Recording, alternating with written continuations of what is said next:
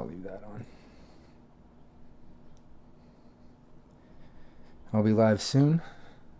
I'm just posting the Twitch link around, trying to see if I can get more people to tune in. Anybody that's here early, please share the Twitch link around for me. I'd really appreciate that.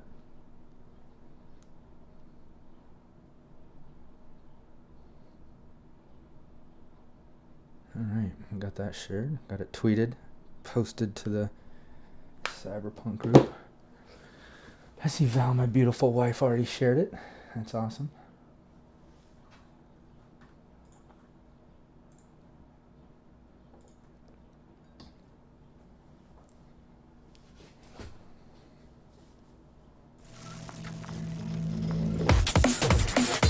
Cyberpunk Uncensored.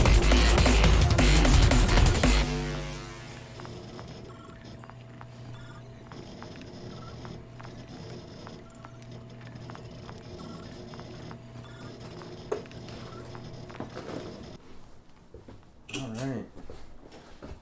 Hey, what's up? Whew. I was kind of rushing to get this out. I wanted to be on time, so I'm a little out of breath. I was running around. And then I was quickly trying to share the link. So, all right, just a couple more shares I got to do, and then we'll get into it.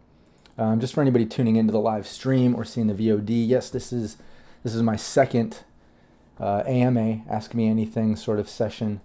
It's kind of a live Gamemaster tips session as well. I've got a list of questions here from the Cyberpunk Uncensored community and the ones that people have sent me online. And I'll get into those, but I also have some random stories and things to get into, questions people send. Hey, Capricious Nature, what's up, man? Zach, I'm actually going to be covering some of your questions. I know you can't tune in. Twitch gives you problems, but you got the chat up at least. Nice. Chuggy, what's up? Says hello to everybody. I appreciate everybody coming in nice and early. Before I dive into some of these questions, let me just give a shout out to all my supporters on Patreon. I really appreciate all of you keeping me going, keeping me motivated, and kind of pushing me forward.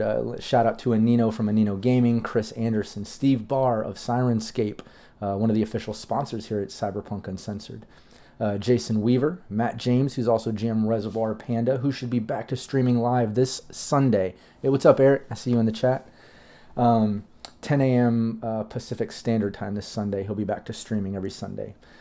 Samurai Mac, Corruption, Rothan, Simon Peter, Method, Nick Mastrofilippo, Dolan Pondsmith, who is a great artist. She'll be getting her own channel on the Cyberpunk Uncensored Discord to showcase it. Hey, what's up, Val? I see my beautiful wife has joined. Chris Pilkington, William Huddleston, and Naomi Madlass. William and Naomi will actually be joining my beautiful wife Valerie for a new monthly ongoing. Those of you who follow my live actual play streams that I've been doing for like over 8 months now. Team Nameless came to an end. A couple of the guys in there couldn't stream anymore or continue, at least for a while. We'll see what happens in the future. But that being said, starting a completely new monthly, as well as I have a new ongoing weekly that's going to be starting in April. That's going to be a big announcement. That's for another brand, though. I can't really talk about that too much yet, but that'll be coming up. What's up, Gwen? Hey, that's my favorite emoji there that you're using, that little emote. I made that out of the Militech gun. I love when people use it. It's my favorite one. All right, cool. Let's get into this. I've got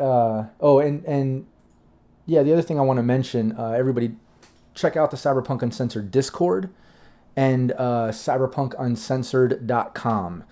We have a bunch of free assets, a bunch of gameplay opportunities, links to all my crash course tutorials, interviews, live streams, VODs. We showcase a bunch of other GMs now, including like live artists and just a new series by the guys Cyber Smiley and Derek, aka Wisdom of Data Fortress 2020.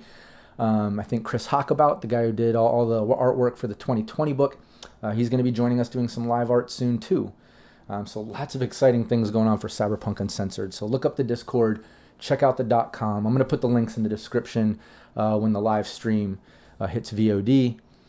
Capricious Nature, hell yeah, Zach. You say you actually got the video to run now as well. Super excited. Yeah, if you lower the resolution, I think there's an option to kind of lower the quality, and hopefully it'll keep going for you. Let's get into your questions then while you're here. Hopefully I don't spill that on myself. I thought I did, but I didn't. That might happen in the future. It's happened before. Okay, so let's see here. Yeah, while you're here, I see you're saying, yeah, let's get into those questions. The first one you say is, for a group, what is your preferred player count? For me, I'll play with any count. I've done, hey, what's up, Vampire? That's awesome. I was just talking about that gun emote being my favorite, and I think you were the one that used it over on the Sirenscape stream. I was excited to see it being used out and about. Okay. I love any player count because I can kind of direct the game based on if it's like just a couple people or a big group of people. But my preferred player count is 4 because I feel like it's well-rounded. I can give everybody equal attention, keep track of everybody much easier. And I always have that 5th spot open to cycle in a guest appearance if I want. And as a lot of you know, if you've seen my streams, I do that often. I love bringing in other streamers and GMs and people from the industry. And mixing it up and doing crossovers and stuff with their players and such. It's a lot of fun. But yeah, 4 is probably my preferred, so I can go up to 5 when I want with a special guest or an NPC appearance. Also, check out the Patreon. I've got an NPC spot there not a lot of people have seen yet, where you can kind of contribute NPC stuff to the live stream and kind of be in there. But anyways, check that out. Next question from Capricious Nature, aka Zach, who's actually here in the chat. I'm excited he got the video going. And what roles do you think are needed to run a group well? So yeah, player count about 4, like to go up to 5. And what roles do I like? Again, any roles. I've more recently been into kind of like group rolling life histories, the life path stuff, and kind of making the session, even in ongoing, have a set, foundation. And let me give you an example, like, and not that I'm doing this, but, I could run a whole group of lawmen and have them working for a district PD and do missions, or execs going here, or a whole mix of edge runners doing whatever, in which case, they could be more tech heavy, and I could make campaigns about that are more combat heavy and into that. So I'm very flexible, but that comes with experience. But I think that when it comes to a group running well, quote unquote well, I think a well-rounded group is always better, because then, you can put the campaigns in different directions and appeal to different people's role play preferences. And with that, I think it's important to have, at least someone that's going to be like the face of the group or somewhat leading it or giving a little bit of direction. Because as a GM, you don't want to have to give too much of direction. You kind of want to lay out the world and keep full open player agency so they can do whatever they want, But I think aside from a face player, someone that maybe can handle combat things dominantly, like whether it be a solo or a nomad or lawman or somebody, even a rocker boy, someone that has invested in like combat skills probably. And then aside from that, preference, maybe a med tech, maybe a tech, depending on, what kind of tech stuff might come up. But that's important, but always a net runner now. 2020 people would avoid it because of the way net running worked.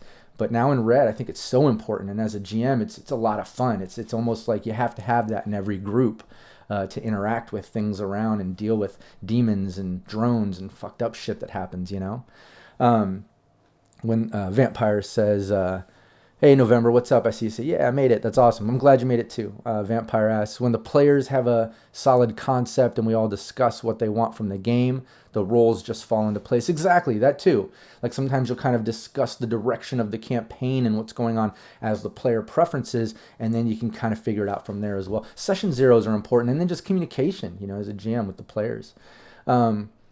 Next question from Zach is, can you share some more about your former businesses? Yeah, most definitely.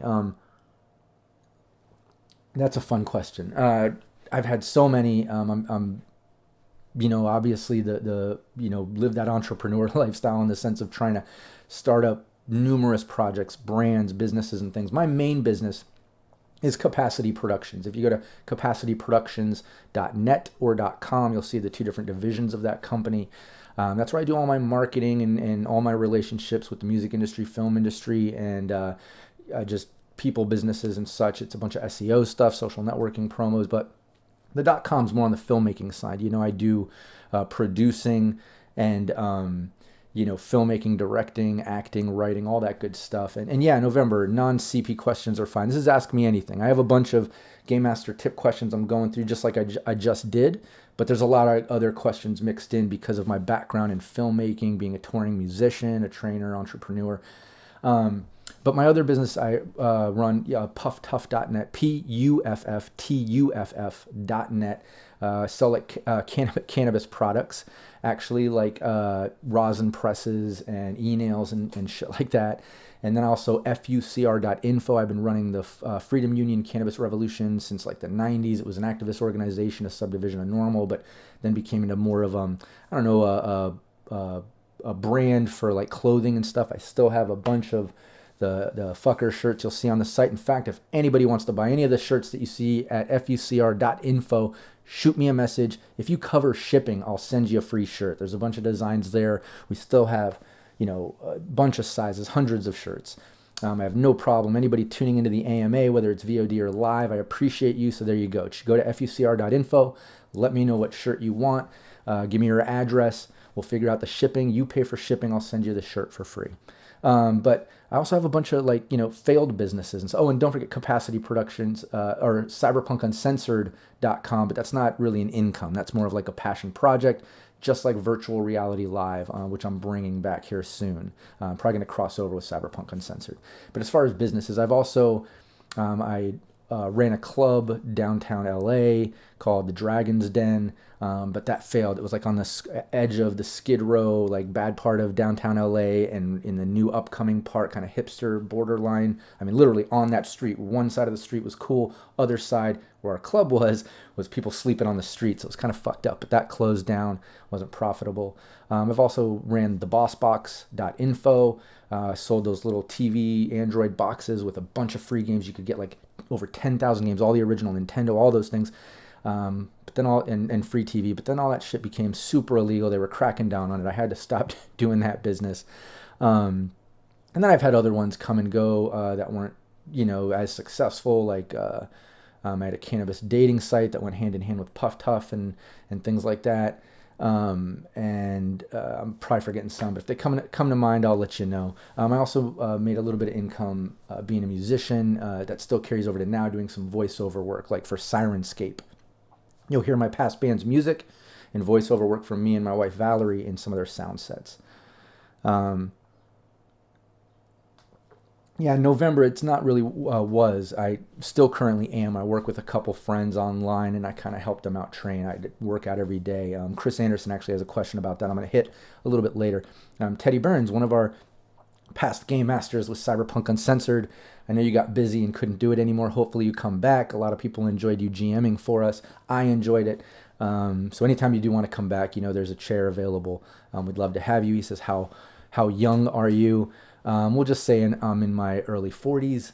But yeah, I've been around a while. That's how I've gotten to do a lot of random things, November, yep, killed cats, but that's why cats have 9 lives. I don't know where that's from, but Curiosity killed the cat. That's funny that you mentioned that, because I was actually in a band called Curiosity Kills Cats, and it was with Kuzmark, a famous kind of like industrial DJ guy that I met through the Marilyn Manson guys, because I did some songs with Luscious Lucas, the original drummer from Marilyn Manson, when I lived in Florida, and did a bunch of stuff like that. Yeah, Val Mulligan says 21. There's a funny story there. I turned 21 like over a dozen times because I was doing shows, and I was a touring musician back then, and I realized when I turned 21, I would walk off stage. I would always have an event for my birthday and perform. I'd walk off stage, and over at the merch table where my wife would be selling our merchandise, I'd have a line of fucking vodka Red Bulls. That was my drink of choice back when I used to drink.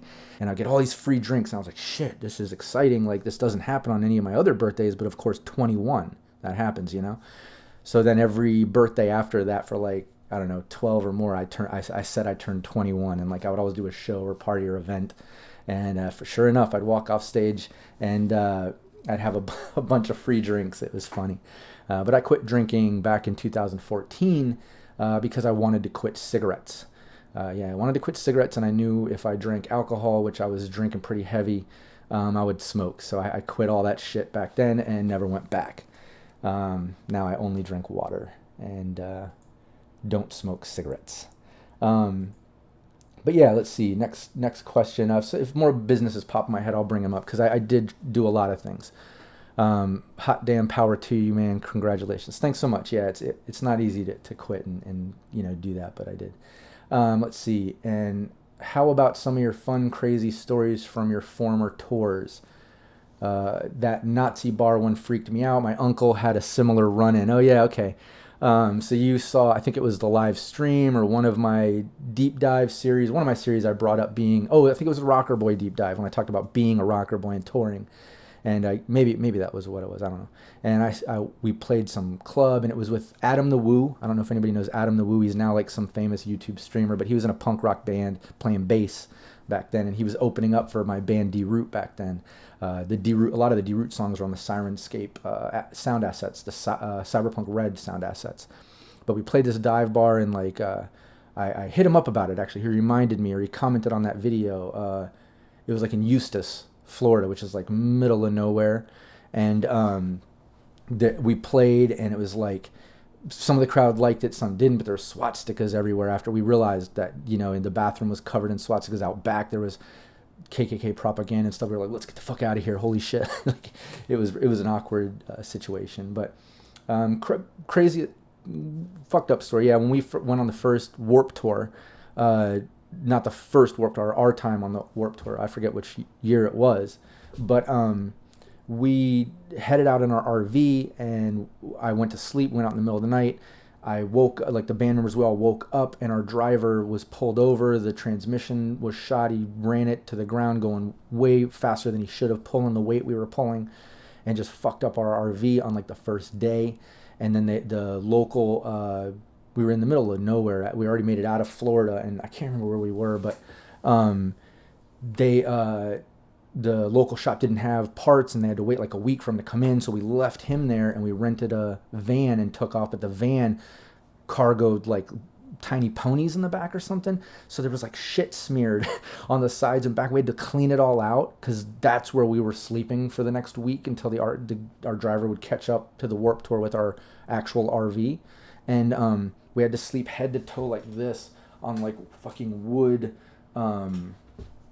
just solid wood. And I remember my spine had bruises all down it from riding, even with blankets and things. And it was crazy, but it was cool because the first day, then the first day of pulling up on the Warp Tour, it felt great because I stepped out, and we saw this school bus all painted with Misfits skulls and shit. And I was like, oh my God, that's the fucking Misfits, cool. And this is before we went on tour with Misfits. This is on the Warp Tour, and when we first met them, and because I went on tour with them too after that. But we get out of our out of the van, and we stepped out, and we're like, oh my God. And there was Jerry Only with a fucking workout bench, like a whole workout bench sitting there benching in the middle of the backstage with all these RVs and buses and shit. And then the stage, and there's music, and that's where everything's happening. He's way in the back, like just like working out. And we step out, we're like, oh my God. Like, and we just, I'm sure he saw us kind of like shocked that he was there. And he's like, oh, hey, what's up, boys? You guys want to work out? You want to do some benching? We're like, oh, maybe in a bit, And then we went on to check in, get our passes. It was our first day, get our schedule and itinerary, which stage we're playing, all that shit. But I just thought that was so exciting. I was like, holy shit, Jerry Only, asked if we want to work out, and like the day that we roll up, And then that was also the tour where we met 311 and got to open up for them on their arena tour or whatever. Yeah, Jerry Only is one of the nicest people you could ever meet. Eric says, hell yeah, super nice, super nice. He even, and Doyle, Doyle is awesome too. And no, they were serving us burgers on one of the night too. They were working with Madcap, that punk rock band back in the day, or ska band, whatever they are. Madcap was running the barbecue backstage for Kevin Lyman, the guy who runs Warp Tour. That's how they got on the tour. And because they ran the food for all the bands backstage. So after the event would close, all the bands would go backstage and have like a barbecue for just the backstage people, which is a huge parking lot of hundreds of musicians and people. And that's how I met so many fucking artists. And like I said, I met 311 and went out with them, met Misfits, met so many people, Alien Ant Farm, all kinds of stories there. And in future AMAs, I'll get more into those. I don't want to spend an hour on those stories, but I have plenty of them, lots of crazy shit. And stuff Valerie can vouch for and maybe chime in on. I'd like to get into some of the AMSTERDAM stuff too. Not to put Val on the spot, but she definitely got on stage during one of the sex shows. I'm not going to say too much, and it didn't get that crazy, but did get kind of crazy. But anyways, let's see. And if you're able, can you share some more about your filmmaking prospects? Okay. Yeah, instead of past stories, filmmaking prospects or what's happening. Going to be directing, producing the Game Shop series, which has Satine Phoenix as the DM. We've had, Andy Dick, who's a friend of mine. Andy Dick is going to be in it. He's playing like the bad guy next door, and then just a bunch of other people. I can't get too much into it, but it's got a lot of great names in it. And that's going to be happening. And then I've got I'm doing production design with Val in May for the Baby Pack that's coming up, which is a sequel to the Wedding Pack. That's a Haley Duff film. But yeah. That's why I'm going to be kind of missing in action during May. I'm not going to do a whole lot of streaming then. It's going to be sporadic. I'm going to pre-make some things. We've got other GMs taking over and doing some shit. But yeah. And in the future, I'll get into some past filmmaking stories. I definitely have some crazy ones. But let's get to the next sort of GM tips question, because I like to kind of keep getting back to Cyberpunk and being a game master. That's my jam.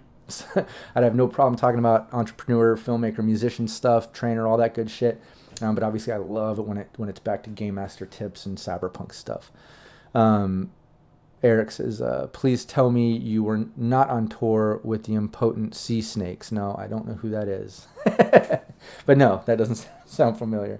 Okay, Fizzle Stark. And a lot of these questions are from either the Cyberpunk Uncensored Discord or the Cyberpunk Uncensored Facebook group. So if you're watching this, the live stream or the VOD on our YouTube, make sure you look those up and join us. And send me questions if you got them. Let's see. How do you balance cash rewards for characters like the exec who has a free apartment or nomads who can sleep outside in their cars? Well, just remember, though, that, sleeping outside with most characters, anybody that tries to get by not paying, then they have to beat the DV. They have to, they can suffer from sleeping outside or in the vehicle. And, it's that whatever, I don't have it right in front of me, but the resist torture and drugs thing, or they get the negatives to, their next day abilities and such from not sleeping well. So there is a trade-off. But the exec, keep in mind, that is balanced. Like the exec doesn't have to pay for that sort of stuff. Like they get it from the company because that's their thing. That's what the exec gets as part of their role ability, right? Same as they get a little minion. But you could say the same thing, like, they don't get to customize cars for the hookup price that like nomads do as they go through the ranks, and they're not so dominant in combat situations because their role ability is nothing compared to like what a solo can do. So you see how you can kind of angle that question from any sort of thing. But an exec, that's their thing. So like, don't feel like you have to balance the cash rewards. They should get the same pay as the other people if they're paid as a group of edge runners doing a gig. Don't pay them less because they have less expenses. You have to pay them the same, because part of being exec is enjoying the fact that you're all about the money and the hookup from the corporation, and you've got a minion because of that. Like, that's your hookup. And I've had campaigns where like the exec, helped pay for things and grease more palms when the fixer didn't have the money, so the fixer would do the talk and they'd pay. And I don't know, they worked their angles towards that. But I think that's not something to worry about balancing. You don't want to take that away from an exec, because that's part of being an exec, is you get to enjoy the fact that you get paid and yet you get expenses covered from your company because you are an exec. Let's see, DEFCON says, give the nomad vagrant a ticket, jail time, threaten jail time, that'll get him out of the car. Exactly. Or like a weird encounter, local booster gang knocking on the window, fucking him up, setting the car on fire while he's sleeping. You could do anything, if you want to get that crazy with it. PWB says, have them lose some cool. Everyone knows they're living on the cheap. Lose some rep. Exactly. You can do stuff like that. But, there's an exact role that has to do with sleeping in your car, sleeping on the street. It's not that easy, and you have to beat that resist torture and drugs, or you're just uncomfortable and you get like a -2 or -4. I can't remember. I don't have the rules right in front of me. I'm going to have to refresh my brain, but there is some crunch there that takes care of that issue. Like I said, don't feel like you have to balance that shit. Part of being a nomad is you get those car hookups. Part of being an exec is you get those corp hookups. So, you make more than the other roles. And there's a trade-off, like I said, because other roles can do things even better. But a corp on the street would lose major rep. Yeah, I would definitely play that. And if a corp wants to try to save even a little bit of money, they wouldn't have to, because the corporation's paying for their spot. But let's say they're out of town they're like, oh, I want to save the even more money, and I'm not going to pay for a hotel or whatever, and they try to sleep on the street. You should definitely reduce some rep, do something, fuck up their nice suit, so then moving forward, like they're taking negatives to wardrobe and style. You can do all kinds of things with interactions with that. Mess with their looks. You might look like a Mad Max, but you certainly don't smell cool. Exactly, and then that affects your wardrobe and style, your all that sort of stuff. Personal grooming skill, capricious nature. Hey, I'm glad you're still here. You're still tuned in. As I mentioned in Discord, Corpo has to pay assistance in small amount. Exactly. Gig nomads, they have to vehicle storage, or they park on the street with a chance of break-ins. No, exactly. And yeah, don't forget, they have those minions, but, there's the whole loyalty thing that comes with the minions. You need to kind of hook them up. You need to pay them and hook them up. Like when you're doing gigs, that increases the rep. You don't want to risk, putting them into your gigs and into your lifestyle doing gigs and then not hooking them up, The Graphite Dragon, what's up? Thanks for the subscription. I really appreciate that. Yeah, and anybody who subscribes, all the Patreon supporters, anybody that's, hooking me up like that and showing love, I really appreciate that shit. It keeps me going with these series and promos and everything that we're putting out for Cyberpunk. It's motivation. So again, thank you, Graphite Dragon. Okay, next question comes from, there's 3 questions here from Balaz. I don't know if I'm saying that right. It's Balazs. Balaz? Maybe something silent there. I don't know. But first question, drones controlled by demons could do evasion attack against ranged attack? Evasion against ranged attack? Oh, okay, yeah, he corrected his spelling there. Yeah, most definitely. I know it depends on the drone. Obviously, some things wouldn't make sense. I know you put in there, I think we commented on the Discord, you were mentioning about turrets and such. Like, yeah, if it's a stationary defense or something that doesn't make sense, it can't move, it can't dodge. But normal drones, ball drones, spider drones, human drones, whatever the shape, whatever it is, if it's a drone, demons have that combat number. And you use that with your D10, and that handles any type of skill check, roll, combat, action thing that needs to happen. And that combat roll is their evasion. They can do it. You know what I mean? I would allow it, but look at the stats that comes with whichever demon you have. Make sure you use that. And like I said, it depends on the drone. And that's not to say that in your game, if you want to homebrew it or do something different, go for it. It's GM discretion. Capricious nature. Exactly. Loyalty is paramount for a corpo. Cars are paramount for the nomads. It's their life and their livelihood. Exactly. So you can kind of fuck with that. And get them back in line if they start not role playing the role well, Let's see. Second question from Ballasis. Second question. The explosives deal damage in a 10 by 10 meter area, correct? If you are in the center of that 10 meter by 10 meter area, but successfully roll the evasion, they're automatically out of the area by area, and the move characteristic. But yeah, move, I think you meant stat, yeah. Does not count in this case, question mark. Yeah, exactly. With evasion, and again, it's GM discretion, but how I would do it if you're in a 10 by 10 meter area, which, normally if you're in the center of that 10 by 10 meter area, you'd have to move at least 5 meters, right, to get out of that area, which is, 2.5 squares. Most people have at least a 2 move or whatever, but during evasions and dodges, it doesn't really take from your action. It's part of your reaction to someone else's action, right? So, and that's if your reflex is 8 or higher, that you can actually pull off and evade or whatever, right? So if that's the case, you do it. And then however the player wants to describe it, that's always fun. I like to always put that, just like with criticals or deaths, I like to say, why don't you describe how you took that person's life, or describe how that critical injury happened, It's fun to let the player. I would maybe do that there, like, explain how you, this explosion just went off. You were standing right there. Explain how you dodged that shit, and then which direction, whatever, move their token on the map if you're using one. And then keep in mind with flashes and things that aren't really like, have frag sort of explosives to it. You could always leave them right there and just say they saw it coming and quickly cover their ears and close their eyes, or, took cover. I don't know. It's GM discretion there. But yeah, you can successfully dodge that shit without taking away from your move stat. Third question, biotoxin poison ammunition could cause critical effect on double sixes. Yeah, you can do that. But again, it's GM discretion. You know, if someone's using like a poison dart and you get a critical and it's like, you know, broken leg or something, and you don't want it, it doesn't make sense to you, like, oh, why would a little dart do that? And you don't want to act like it's under that much pressure going as fast as a bullet that it could crack the bone. It's up to you, however you want to describe it and do it. But I would say yes. You know, a lot of biotoxin and poisonous ammunition is an arrow. That can still break a bone and fuck you up, especially if you're thinking of future cyberpunk. It's not like current times or past what you think of like a dart or an arrow. It's not, you know, it's all reinforced and made out of materials that can really mess you up is how I would describe it. Let's see, DEFCON, son of T-minus, says, do you have a strict view of roles within Cyberpunk? I've talked to refs that tend to think a media has to be a media or a cop's a cop. I never like that idea. I always say figure out a reason why someone with those skill sets would be in that position. Cop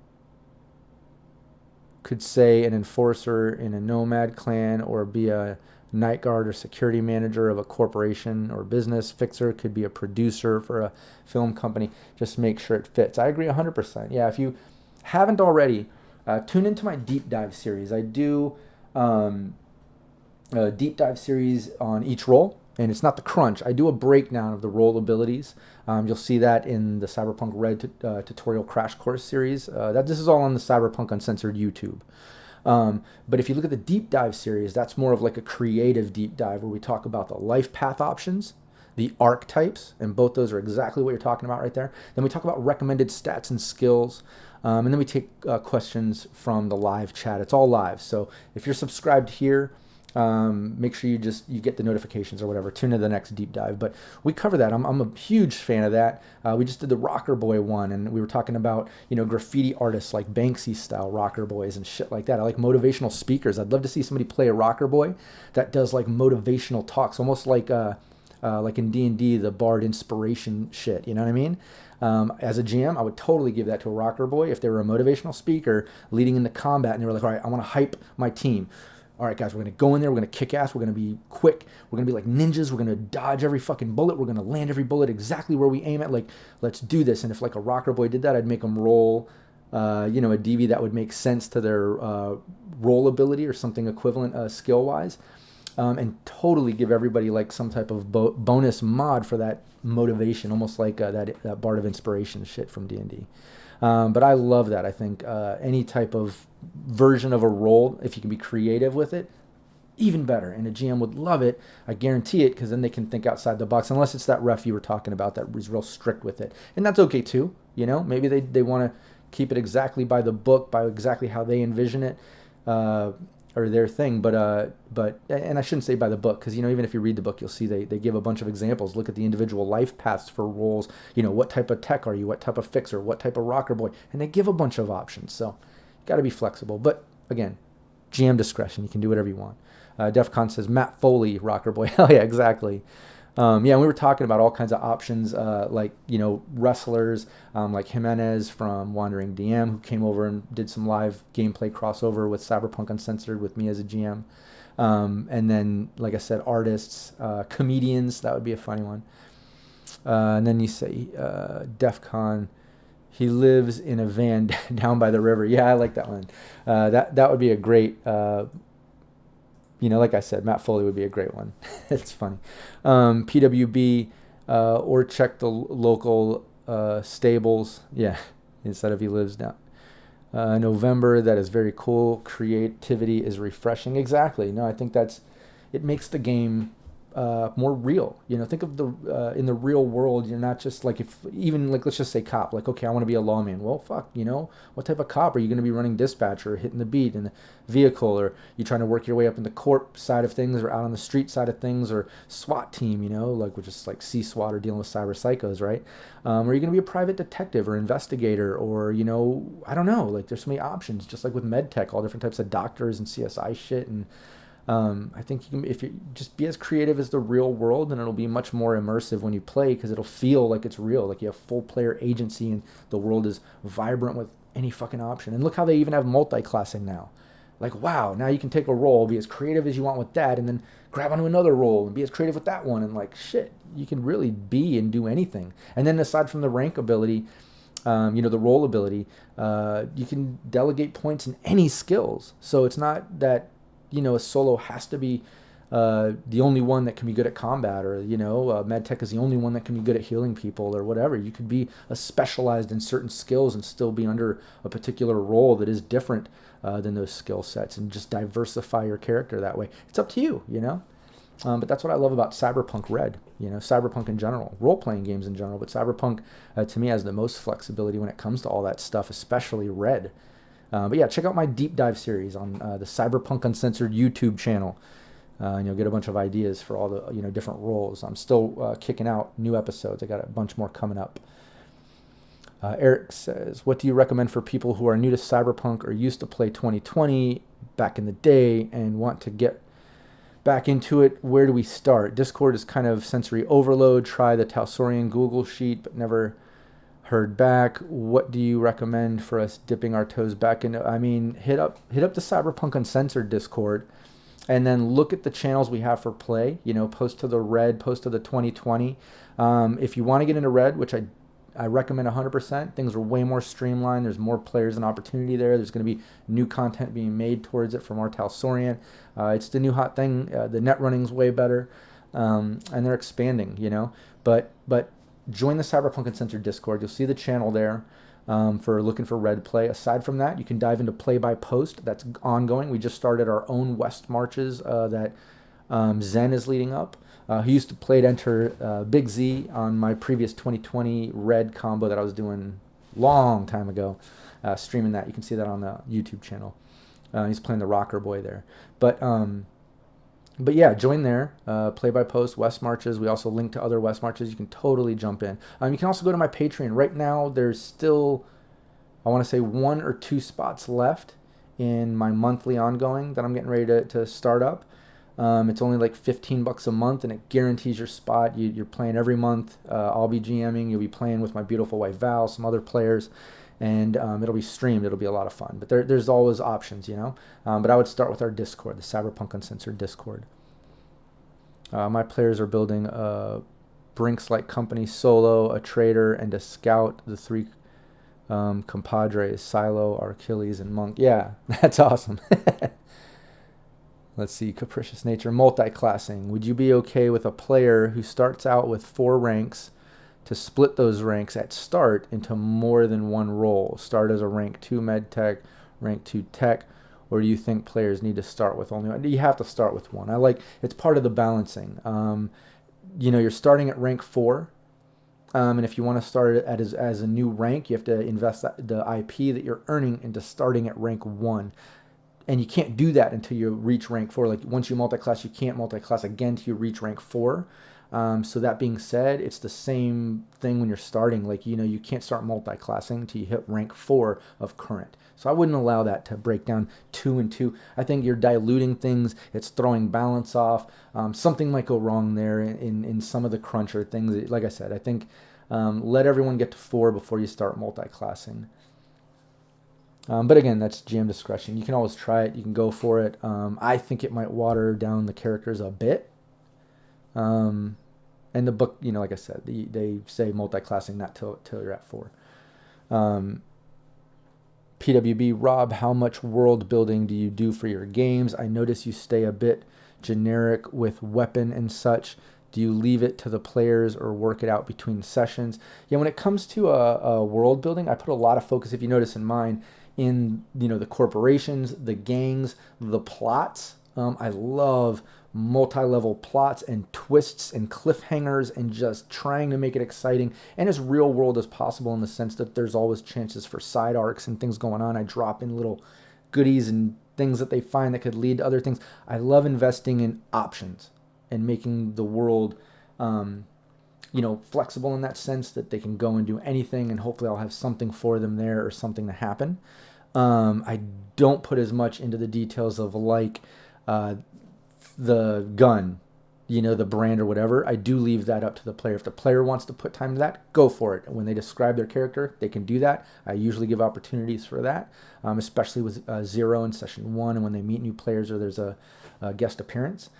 But for me, I don't like putting so much energy into that.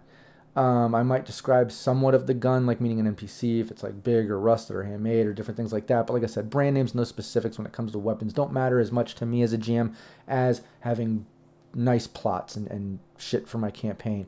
You'll see on some streams, even with a creative plot, if it's just that one thing with no plot twists or cliffhangers or side options, it can somewhat feel contrived or just a one path, and you can kind of suspect what's happening. If you put twists and have different levels to that plot, that could be discovered, it just starts feeling real and like a breathing world. Look how the real world is, man. You can't trust anybody. Everything's fucked up, Cyberpunk should be like that times 10. In my mind, that's how it should be anyways. I think, it should be taxing to the players. You're presenting problems, and I think with that, you should be presenting layers. So yeah, I put quite a bit of effort into that world building. It usually stems around the campaigns though, you know what I mean? And then I build from there. Capricious Nature, Zach, I just checked page 143. You can start off taking on 2 roles at once. Didn't realize that was in the rules as written. Thanks for the clarification. Exactly. But like I said, it's 4. You have to have 4 in the current, I believe, or whatever. Okay, let me see why. And you guys can still kick out questions. I'll get it, but I do have a few more here I want to get to. Let me bring this up. There's a bunch of random ones here. I'll pick some out here. Mad GM Reservoir Panda says, how many horses does it take? All of them. All the horses. How long is a piece of string? Just long enough. Just long enough. Frankie McSpank says, how much wood could a woodchuck chuck if a woodchuck could chuck wood? I think once I heard 700 pounds. I think you can Google that too. Actually, a long time ago, somebody did. Chris Anderson says, I would like to hear about your workout routine. That's a more serious question. I work out every day. I try to eat healthy. Like I said, I quit alcohol and cigarettes back in 2014. I only drink water, the occasional soda for the caffeine if I want it or need it. But most part, I drink over a gallon of water a day. I try to eat healthy, but I don't worry about it too much because I just make sure that my TDEE, which is your total daily energy expenditure, is above, my calorie intake and such is below where that needs to be. I always calories in, calories out. That's what it's all about. And I make sure I work out to where, that balance is proper. So I'm not really putting on weight. But I love lifting weights every day. Resistance training, nothing's wrong with cardio. I just don't prefer that. I get my cardio in my weightlifting. I go hard with it. And resistance training builds muscle, which just increases your TDEE. It just takes more calories daily to sustain muscle. So once you start building that a little bit, it'll help you burn more fat. It'll raise that TDEE. You can start eating a little bit more, not worrying about cutting back as much. But if you just eat a little healthy and get into that, you can really get into it. But my routine is, 7 days a week for the most part. Unless I'm really sore, I'll take a day off. But I recently, in the past year, I got into the push-pull thing, and it's really helped my joints. I'll do, chest, shoulders, and triceps. So it's all push. And then the next day I'll do pull. So I'll do, back, rear delts, and arms, like biceps, and some forearm stuff too. But and then on the third day I'll do legs, all lower body and abs. That's actually what I did today. My legs are killing me. I can barely walk, but legs and abs. And never skip leg day. It's not just a joke. It's not about just like looking balanced. I mean, obviously you want to. You don't want really skinny legs and all upper body and try to be all whatever. But it's a health thing. When you work out your legs, you have more muscle mass in your legs than the rest of your body. It really triggers your testosterone and your hormone balances to be proper. It kicks you into burning more fat, building more muscle, having more energy. So you never want to skip legs. But that's my routine. And I just repeat. Push, pull, legs, abs. Push, pull, legs, abs. Push, pull. And I just do that and I repeat. And it's just ongoing forever until I get tired or sore or I'm on set. Like in May when I go filming for a month, I'm probably going to have to take off a lot of working out because on set you're filming 12-hour days.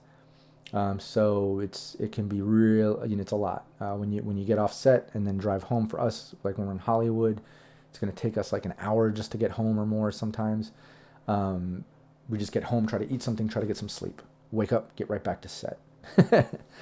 But yeah, that's my workout routine.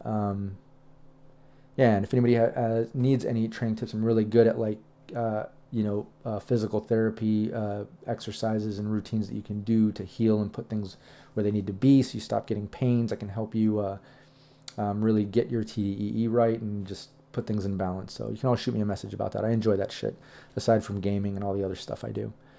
Let's see. How difficult, DEF CON, this is a funny question. How difficult is it to unlearn 2020 for Red? I've been running this game for 20 years, afraid of being an old dog, new tricks kind of thing. It's true, and it'll happen. But I'll be honest, Red is so streamlined and like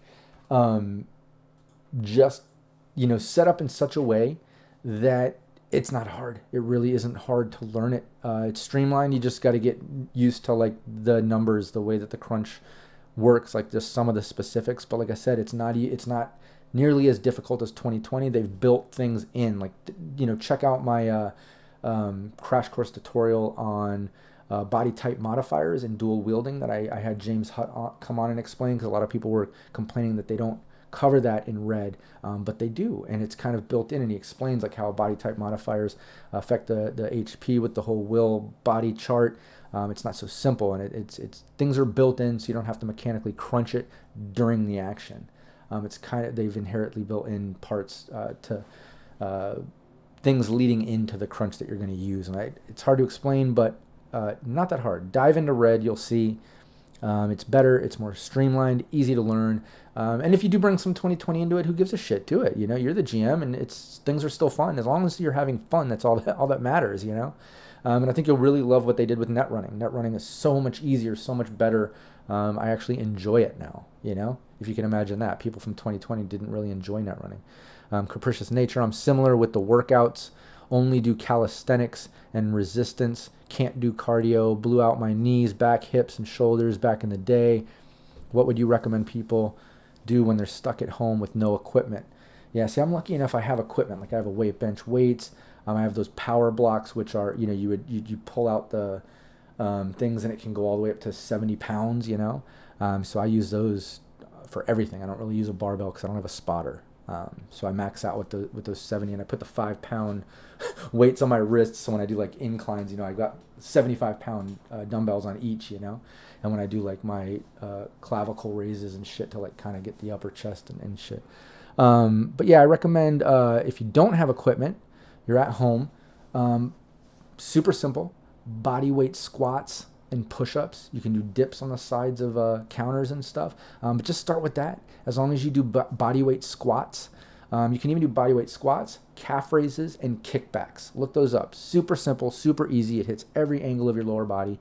Add in some sit-ups, crunches, or get one of those ab wheel things that you roll out, that you go all the way out, you go all the way back in. You can get one of those, or get one of those chin-up bars that you put in. You can do chin-ups. You can also hang from that and do leg raises and such. But yeah, squats, push-ups, different versions of push-ups, and try different angling. Get those little handles that you can hold on the ground. There's cheap ways to get little equipment things. They sell those little bars to do dips. But as long as you're doing like some type of like push-up thing, some type of like pull or chin-up bar sort of thing, and then you're doing lower body, you're doing like squats or kickbacks, calf raises. You can do all that with body weight, and it'll work. You just go to a metabolic stress. You're not going to failure. It's not like you're adding weights and doing like 8 to 12 reps where you fail and you go again, and you're doing up to like 20 something sets over the course of the workout to hit each body part and stuff. But metabolic stress, you can totally do body weight. You just go until failure. You're not going 8 to 12 reps. You might do like 20 or 30 or 50 body weight squats, but like by the last one, your legs are shaking. You're like, oh shit. You sit down. You're like, oh my God. Then you wait a couple minutes and you do it again. You do as many as you can till you fail, just with body weight. It causes metabolic stress, and you're not I forget the word, putting the weight over capacity or whatever to your muscles. You're just metabolic stress. You're going for the endurance, and it still puts the stress on the muscle fibers and builds the muscle. So it still works, and it's easy. It's a lot of fun. I just did that today actually, because when I did my lower body and ab workout, I didn't want to go into the room with the weights and do weighted squats and stuff. I was watching, I don't know if anybody knows the Big Freedia series. Big Freedia from Louisiana, from New Orleans, started the twerking movement or whatever. I love that show. I love her. She's funny. Love her music. But yeah, I was watching that, so I just decided to work out in the living room. So I just did bodyweight squats until failure, did kickbacks, calf raises, and busted out my ab wheel, did a bunch of those till failure. Let's see. I'm similar. Oh, okay. Yeah, I'm the same, says PWB. Yeah, about the work. Or no, that was about to DEF CON about 2020. Yeah. Eric, biggest fanboy moment playing Cyberpunk 2077 for me was going to the afterlife. Yeah, I haven't gotten into it yet, to be honest. I've just been doing I've watched the videos without trying to watch too much or spoilers, because I didn't want to put it on the computer that I do most of my actual gaming. Like, I stream on this one, I'll do tabletops. My other computer is strictly for VR. I run virtual reality live with Valerie. And yeah, that's for streaming VR. We're going to be getting back into that here soon. I've got a brand new computer coming, and then I'm going to dive into all that. But out of the videos, probably the same thing, seeing a lot of the classics.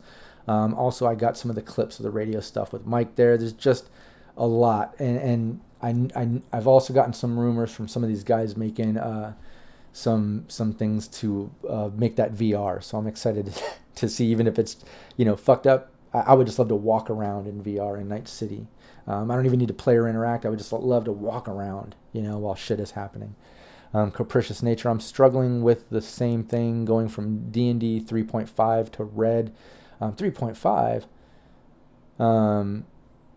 for D&D, that's crazy. But anyways, going from there to Red. Couple of players are also struggling with D&D 5 edition to Red. Yeah, it should be in 5, not 3.5. What are you doing? Just got to keep playing. Exactly. You just got to keep playing. You'll learn as you go. But it is difficult. When I was playing D&D for a while, we had like a weekly ongoing with my buddy David before the whole quarantine thing. They would come over to our house and we'd play here. And then when we would stream Cyberpunk, man, I would have crossover. And then we did Cyberpunk for so many weeks, and then got back into D&D, and I was like, wait, how do I do a savings throw? How do I, like, I was so confused. And then when we leveled up, I was like, wait, how do I do these points? Like, I completely forgot how 5th edition D&D worked, because I was so into Cyberpunk. And now I haven't even played other systems. I've just been strictly Cyberpunk. But like I said, I'm going to expand back into some VR stuff, and probably cross over, make Cyberpunk Uncensored and VR Live, the same streaming Twitch and YouTube sort of thing, but I'll keep games themed around that. We'll see what happens. Vampire says, for myself, I had a large time gap between playing 2020 and Red. The streamlining is both the best and the worst thing about 2045 Red. I miss all the gear and fluff supplements, and I'm most looking forward to them coming to Red with black chrome. Exactly. Give it time. You get it. You exactly get it. I love how you can state the issue there, but be mature and adult enough and smart enough to get it. To be like, yeah, but 2020 was around. Like, they have all that content. They had the time. Red's new. Like you said, you're looking forward to black chrome. There you have it. I hate when people complain about it, and like they don't give any credit to the fact, like, Red is brand new. They're making stuff. Wait for black chrome. Wait for rust chrome. They're coming out with. Wait for more content. They're going to be putting out more and more stuff, as well as go to cyberpunkuncensored.com. People from the community have been diving into that community blog and contributing all kinds of shit. We have a whole scream sheet thing that Capricious Nature is actually leading up now.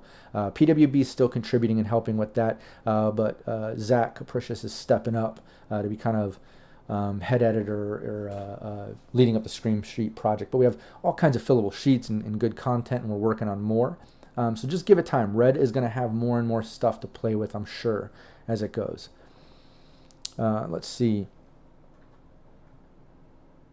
DEF CON, answering to Capricious. I have to run 5th edition D&D if I want to run. No one will play my 2nd edition games anymore. Oh, that's cool. Yeah, I come from AD, 2nd edition AD&D too. That's actually where I started. That's where I got into role playing, was 2nd edition AD&D, and then I got into Cyberpunk 2020 when that came out, and from there it was just those two. I like my fantasy D&D shit over here. I like my future dark dystopian cyberpunk shit over here. I don't like to mix them, and I don't like the idea of other RPGs when I look into them and stuff. I like those two. And right now, all about Cyberpunk for the most part. Let's see, Capricious. Yeah, the fluff. The fluff is fun. We're putting out scream sheets on the site for fluff and world building. I've got a huge vehicles of Red Guide. Yes, Capricious Nature. Yeah, if you check out cyberpunkuncensored.com or join the Discord or the group on Facebook, you'll see all the stuff being created by the community. And Zach, who is Capricious Nature, he made a whole vehicle thing.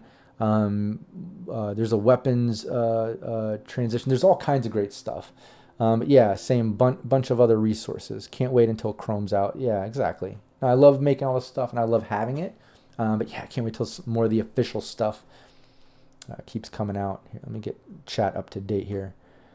Loving all that stuff. Vampire says PWB. A lot of free conversions on the Discord. Exactly.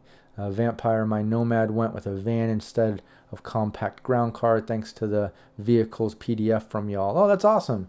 There you go, Zach. Look at Capricious. You put the heart there so you saw. See, that's great. You know, people from the community like Capricious Nature. Zach makes awesome content, little homebrew, like cool conversions and things to spice up and add to the game, give it more, and put it out there. And look, there's someone right there that saw it, loved it, and used it. You know what I mean? And it went well. So that's great, and that's why it's there.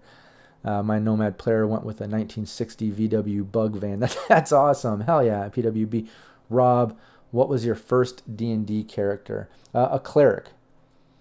Yeah, I went with a cleric, and I got him all the way up to, I want to say we got up to level, I was about to get to what, I can't remember, but in second edition, there was like a level after 9 or somewhere where like you could start, maybe it was after 20, I can't remember now, but when you get up to a certain point, you can start making your own compound. I forget what they called it. It's been so long since second edition AD&D. There was a cleric, and I was just to that fucking point. I was even designing it. I have all the original drawings. I'm going to do an episode or a live stream where I show off. I have this huge chest with all my original games. I have everything from Dark Sun, second edition AD&D, all my original Cyberpunk stuff, and notebooks of drawings and maps and items I created, you know, all the lore for and shit. I'm going to bust all that out one day and show it off. But yeah, I was a cleric, and I was just developing a whole keep or whatever it was. It's like for the cleric. It's not a castle, but it's like for your religion, and you have it. And I'm making the walls and the compound, and like I was to that level. It was a lot of fun. Yeah, and Defcon says first character cleric, good man. Hell yeah, yeah. I love being creative. Everyone's first character is always like a fighter. You know, when you're like a kid, obviously, like you just want to be the Conan the Barbarian or like the badass, right? But no, for some reason, I wanted to be a cleric. I liked the mix of like some of the magic stuff with the fighting and what it was. I thought it was cool. Val, I appreciate you showing your D&D stuff. Eric says, would love to see that. Hell yeah, I'm going to show that off. Show your guns. Which guns are we talking about? Are we talking about these guns or these guns? Now, these guns I made, I'm actually selling online. It has, this is like kind of blued out LED, but, and they work, you know, you can cock them and work them, and they come with these interface plugs that can go in, so you can like tuck it in a sleeve and do some cosplay or whatever, and you can change them out, and I got a bunch of options with that. But yeah, this is a very heavy pistol. And then I've got this shotgun one I made. I'm just selling these for like $30 online, and this one's got the dual, and they light up. I just didn't remove the thing to do it. I'm preserving the battery. I made these with slight wear and tear. When you see them in person, you'll see they look weathered. But this is the shotgun version, and it does cock and go. I'm just not gonna do it. It's kind of loud, but yeah. Anybody interested in cosplay stuff or wants a gun or whatever, hit me up. I'm selling them. I just sell them on the side, you know, doing the filmmaking stuff and with partners and all that. Yeah, and Val puts both. Damn freaking cool. Sweet guns, props. Damn freaking cool. That's funny. No, I don't want to take people to the real gun show. I'm too shy for that.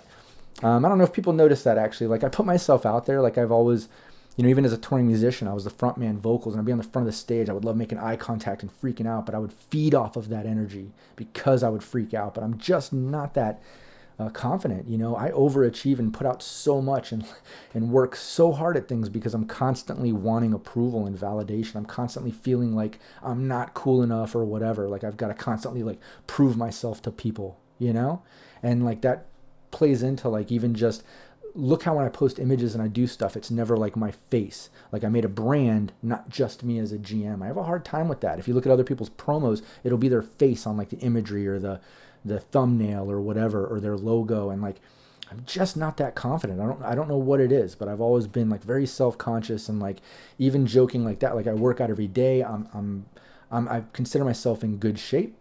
You know what I mean? But even that, like I'm shy to take my shirt off most of the time or like flex or whatever, you know, and once in a blue moon, I'll do it to like bring myself up or like put something out there or whatever. But like, it's a rare fucking thing, man. Like most of the time I'm self-doubting and I suffer from like severe fucking anxiety and depression, just to be honest, you know? But that's why I work so hard.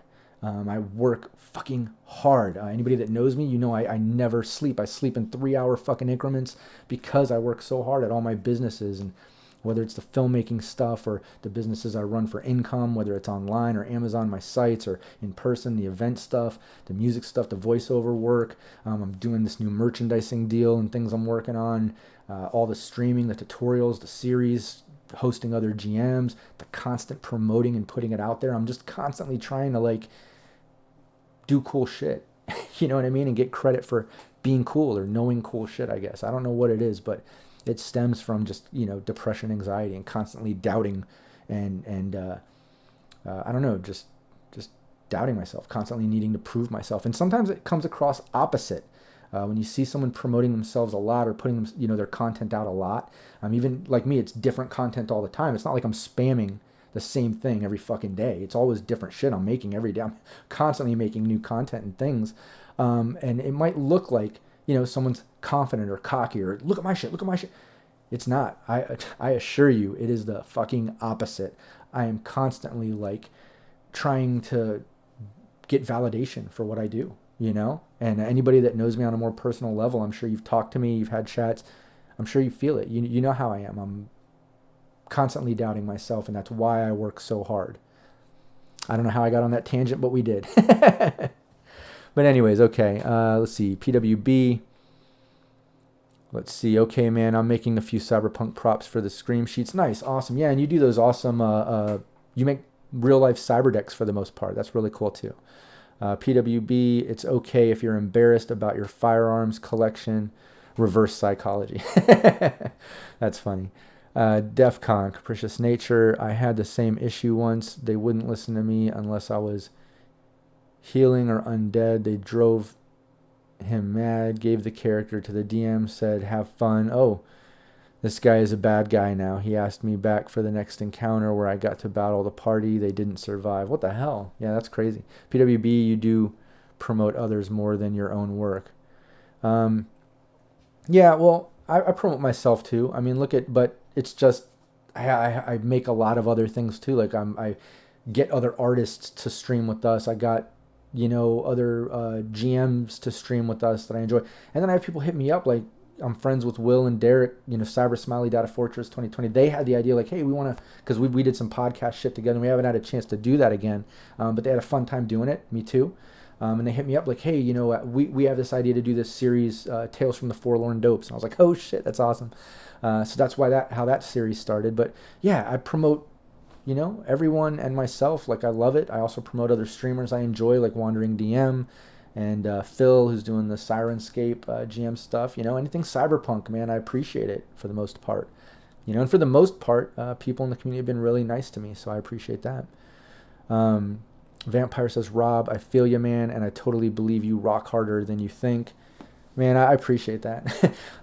Yeah, somebody else, I think it was my partner. You know, I'm one of the mods in the Cyberpunk Red group. Not Cyberpunk Uncensored, but the Cyberpunk Red RPG. And Lech, I don't even know how to pronounce his first name, but we're friends. He's, I think, over in Sweden. But somebody was complaining, you know, they commented, there's a couple people in there like trolled my shit for a moment and were like acting like I'm spamming and shit. And you know, it really brought me down. I was like, fuck, man, like I maybe get like 20 people to like or be supportive or 10 or whatever.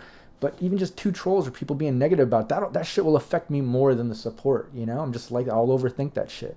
and like I'm like have to defend it, you know, and I'm like, man, but I'm not spamming. I post different things every day, not the same thing everywhere, and I hit different groups, try to do it at different times, but it's because they don't have the same members. Some are private, some are public. If you see the same thing in a couple places, I'm sorry, but I'm creating things. I got to put myself out there. I don't have the money for marketing either, like normal companies that invest tens of thousands, hundreds of thousands into marketing to get you to see it and buy their shit. I don't have that luxury. So I've got to put myself out there. I've got to promote myself. No one's going to think I'm as important as me. You know what I mean? And like, if I don't, then why the fuck am I doing it? So anyways, I'm defending myself, and let my partner, the main admin, the guy who started that group, he hit me back. He's like, man, don't feel bad, man. Like, you know, what you're doing is good for the community. And he's like, you know, don't feel that just a couple trolls are where you're at with what you're doing. He's like, you have way more fans than you think. Your fucking channels are more famous than you think. People appreciate it more than you think. For every, you know, one troll or whatever, or one compliment you get, like in a visual comment on YouTube, or every one person that actually shares your video to different groups or online, there's probably 10 or 20 or 50 or 100 that actually appreciate it and like it too. They're just not the type to comment something positive or actually share it. And I get that, man. Like, you know, people are like that. I just wish people would be a little more publicly supportive. It really helps people like me, or, you know, I'm sure a lot of you have the same issues, whether you're suffering from anxiety, depression, or you're trying to do better at your work or with family or streaming or whatever you do, you know. If you're intense and passionate about it, you care about it, you know. And I just can't help but care about it. But yeah, I just wish more people would be publicly supportive. It would, I think, help. It would help to balance a little bit. Yeah, I wear my fucking heart on the sleeve. I put myself out there, and I'm affected by it sometimes, you know. Make sure I don't miss any of these. Capricious nature. I deal with imposter syndrome with my teaching and side hustles as well, even with the vehicles guide and scream sheet. 100% relate. Got to keep up with the positivity, especially in public communities. Oh, yeah, 100%, man. And you know what? I kind of would rather have it that way than the other way. I feel like sometimes, you know, if you're cocky or you put yourself out, you think you're the shit so much, like, fuck, man, you stop learning. You think you kind of, you know, I always picture those people, they think they fucking know everything, so they stop listening. You know what I mean? They just want to talk.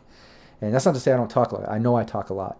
But at least I talk fast and I get it out there, and as much content as I can. I try to trim out the fat. I get right to it, you know, in all my crash courses and shit. But yeah, definitely imposter syndrome. You know, for me, it's all about that validation. Like, I just, you know, I have trouble with that shit. Like, I'm always second guessing and overthinking shit. Like, do they think I'm cool? You know, if I read a message, if somebody takes too long to reply to an email or a message, all that shit, man. Like, I just overthink it. I stress out, you know. But it keeps me hungry, like I said. I would rather that than be cocky, comfortable, and easily satisfied. If I was easily satisfied, I'd probably be lazy, like a majority of cocky people out there that are just sliding by or whatever the fuck, you know, or just have it too easy, I guess. I don't know. Not to say that I wish I didn't have it easy, you know, but it keeps me working hard. I work so hard because I want that validation, you know. I'm trying to convince people that what I'm doing is cool. Let's see. Eric Neo, hey, what's up? How have you played Cyberpunk 2077? What do you think of that game? Yeah, I was just talking about that. No, I haven't dove into it yet. I didn't want to get spoiled on too much of it with the current system. I've got a badass new one coming and back order on that GPU, and when it comes, I'll be diving into that. But main focus on what I'm doing with the computer stuff when it comes to gaming, aside from tabletop, is going to be I'm bringing back VR Live, and you can see virtual reality live on Facebook. I took the site down a while ago, but you can at least still see the page. You'll see some of the old videos of me and Val streaming. Going to bring that back. But when I get the new computer. DEFCON says imposter syndrome occurs with everyone. Only cure is time and perseverance. Exactly. It's only validation. It really is. Like, you keep struggling, like me, like even when I was pitching my kid shows and stuff, like on the filmmaking side. Now I have an open door with Splash Entertainment, and I got great pitches going forward. But it wasn't until I sold the rights to one of the kids shows that I created that I was like, oh, and I got that feeling of like, finally, like fucking validation. Like, you know, it happens like even past music career, like getting on a good tour. You know what I mean? When I was GMing and asked R. Talsorian, can I get an advanced copy of Red? I see other streamers getting, and he's like, oh, we already kind of put those out. And then a week later, Jay Gray hit me back and was like, hey, I checked you out. You're a great GM. I'd like the streams, something along those lines. I'm going to break my rules and I'm going to give you a free copy, an advanced copy of Cyberpunk Red. And that's how I got into streaming Cyberpunk Red before other people and got the advanced copy. And it was at that moment I was like, oh my God, like I felt so validated. Like I'm actually a decent enough GM that I got attention from the people that created Cyberpunk enough, that they gave me an advanced copy. So it totally is about that. You just got to give it time and persevere. You just keep fucking going till you're beating a dead horse, and if it's meant to be a success, you'll find it by not giving up and just giving it your all. But that's not to say that you can't also, get to that point and realize you're beating a dead horse and jump ship and move to the next thing. Like, man, as an entrepreneur, like I said, I've opened and closed so many businesses and things. I've tried so many things from in the filmmaking and music stuff up to now streaming and Gamemaster, and like, you just got to keep pursuing. Like, I feel like if you're good at something, you have talents and things, pursue it. If you don't, it's a waste. You know what I mean? Let's see exactly. Keep pushing, keep improving. Yeah, exactly. I love saying keep moving forward. I love that hashtag. The Graphite Dragon, the things you were doing for the Cyberpunk gaming community are amazing, truly. Bringing people together and helping to provide forum is great. I appreciate that so much, Graphite Dragon. Like I said, I'm trying so hard, man. I'm creating new content every day. I love Cyberpunk and I'm pushing forward. I do as much as I can to promote it in the community and help. And, just like anything, I do hit speed bumps. I do get trolls. I do get haters and things happen and are said, and it's setbacks, but I keep moving forward. I keep persevering, like Capricious said, and I appreciate people like you that take the time to let me know it's awesome and you appreciate it. And it's like, man, it makes it all worthwhile. I love that shit. Vampire Bites, the energy and content Cyberpunk Uncensored brings to the Red community reminds me a lot of the old data forts on GeoCities, hell yeah, and other free servers back in the early 2000s. Exactly.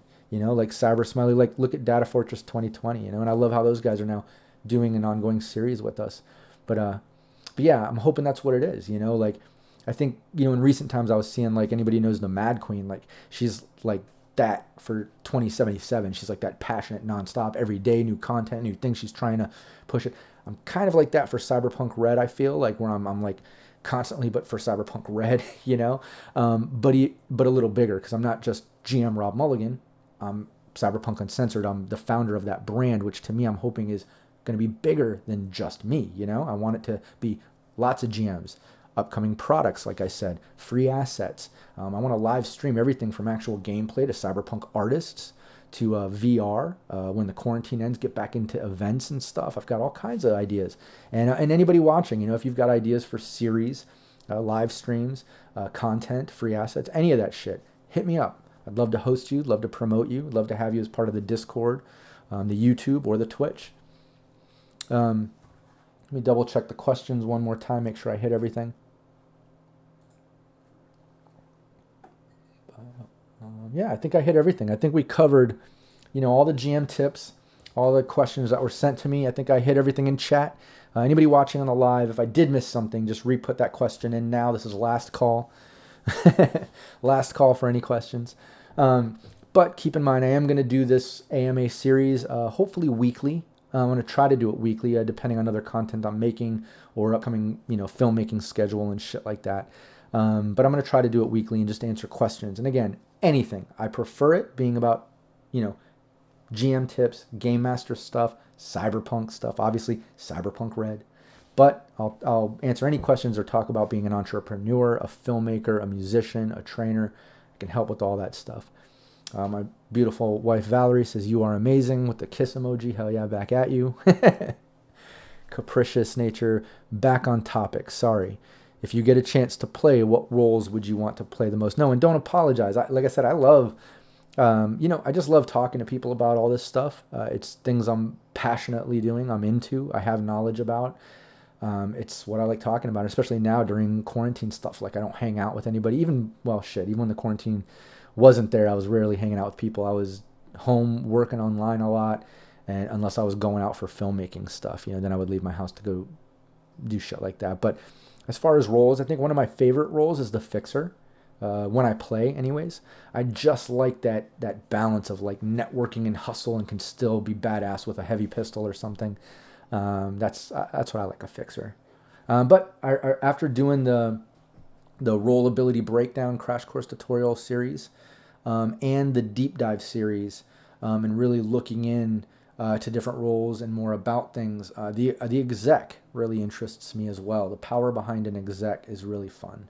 But Fixer, I don't know why. Fixer just has always been awesome to me. PWB, when is the next Red campaign starting?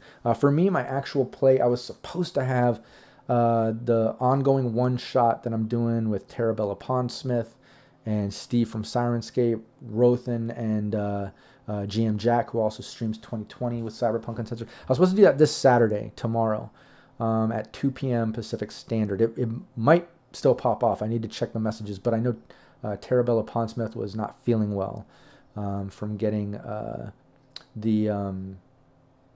the vaccine or whatever, so she might not be able to play tomorrow, and I don't want to do it. Usually we cycle in others, that's why it's the one shot. The Lauren things are ongoing, but I don't leave on cliffhangers. There's no to be continued, so it can be treated as a one shot, but I don't want to do it without her for this one. We did it in the past. I had Ellen from Roll to Cast step in, which was a lot of fun, but I don't want to do it with this because we're trying to wrap this sort of continued lore session thing going on within that session or another, hopefully with that one.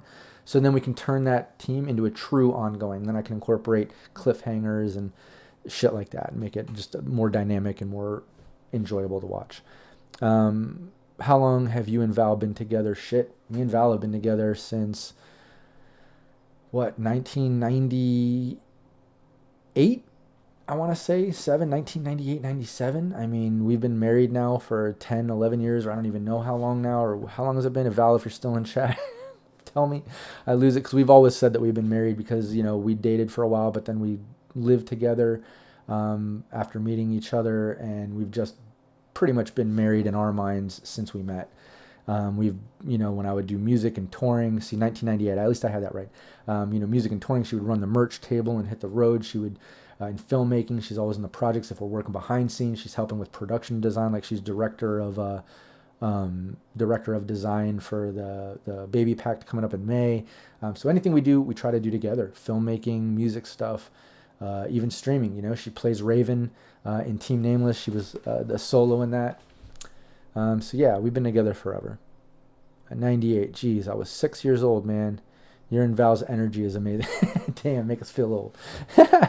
Just got my COVID shot, number 2 today, hoping the side effects are manageable. PWB says, yeah, exactly. I know some people suffered from some side effects. Some didn't. My parents got it, who are, 70, and they didn't really suffer from much. My dad got a little bit of a headache. That was it.